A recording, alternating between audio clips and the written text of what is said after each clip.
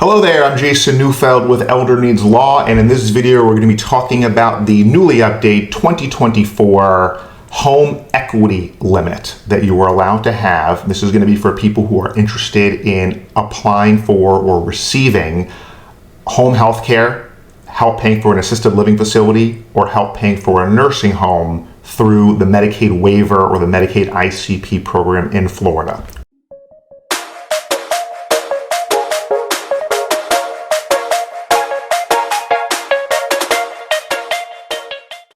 Okay, and the idea is that not all assets, there is an asset limit, right? In order to qualify for these programs, you have to meet certain asset and income tests. That's a subject for another video. But fortunately, not all assets are counted when determining whether a Floridian is or is not eligible for these long-term care Medicaid benefits.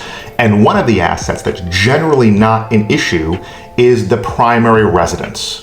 Whether you're living in the home or not, the primary residence is generally not counted. Now, if the Medicaid applicant is married or has a dependent child living in the home, there is no equity limit.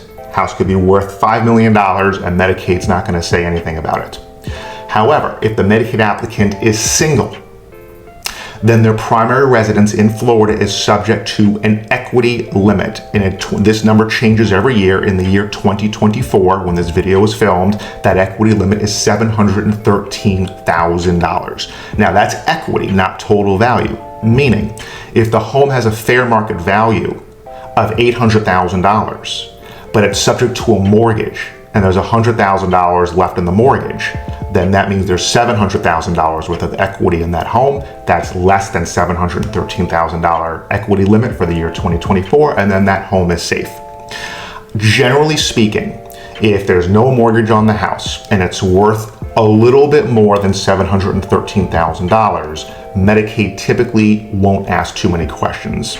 Now, if the home is clearly worth millions of dollars and there's no mortgage and it's in a traditionally upscale neighborhood that everyone knows if you live in this neighborhood or in this city, the house is likely worth a lot of money, then the value of the home and the equity limit may come under closer scrutiny.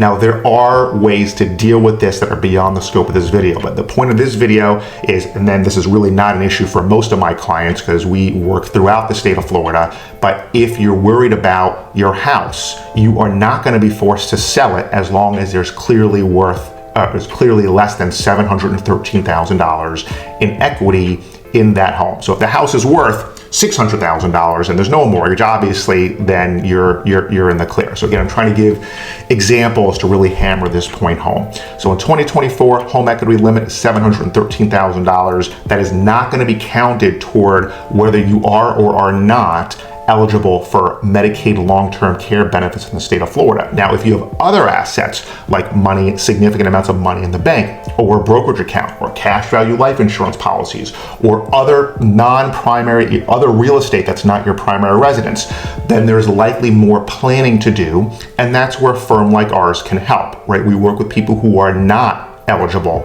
because their income's too high or because they have too much by way of countable assets, and we have legal and ethical ways of protecting our clients' income and assets and getting them qualified for long-term care benefits without having to sell their house, without having to wait 5 years, and without having to go broke first. If you're anywhere in the state of Florida interested in learning more about how to protect your assets, get help paying for home health care, assisted living facility care, or nursing home care, please give us a call. Our team's here to help. Thank you very much.